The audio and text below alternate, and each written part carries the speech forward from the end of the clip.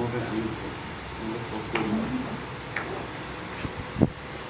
น่วยภาคอนามัยและส่งเสริมสุขภาพอาหารและยาแผนกสาธารณสุขแขวงทุ่งเสลี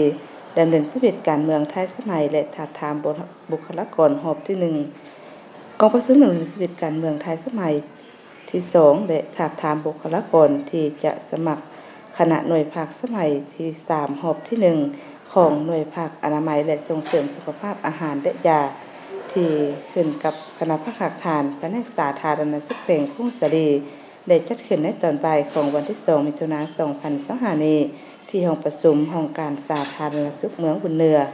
โดยการเป็นประธานของสหายไซโนภาพสุขจันทร์เลขาคณะภาคหักฐานหัวหน้าแผนกสาธารณสุขแขวงทุ่งเสลีเข้าร่วมมีคณะหน่วยภาคคณะบุคลากรคันแขวงตลอดฮอดสมาชิกพรรคภายในหน่วยภาคดังกล่าวเข้าร่วมในกองประชุมสหายพรไซตุลพันธ์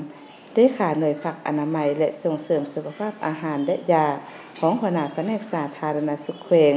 ได้กล่าวเปิดกองประชุมอย่างเป็นทางการพร้อมด้วยสหายไซโนภาพสุจันทร์เลขาคณะภาคหักฐานหัวหน้าแผนกสาธารณสุขแขวงทุ่งเสลีได้เสริมเอกสาร4บทและข้อห้ามของสมาชิกพรรคเป็นต้นเป็นความเข้าใจเกี่ยวกับกองประชุมใหญ่3ขั้นของพรรคยกสูงการนำพาความเป็นแบบอย่างน้ำหนาของพรรคทุกผลทดลองผลธาตุการเมืองและผลสมบัติศีลธรรมปฏิบัติเด็ดเดียวแก้ไขปรากฏการณ์ย่อทอในฐานแถวพนักงานสมาชิกพรรค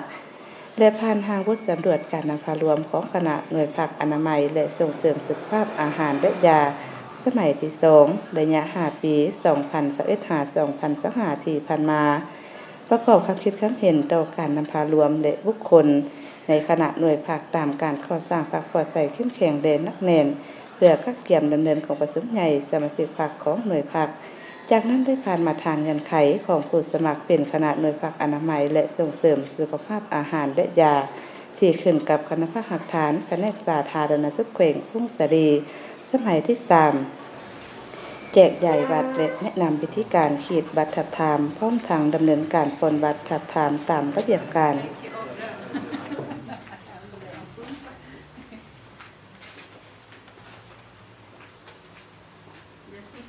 เขียนตัวเองได้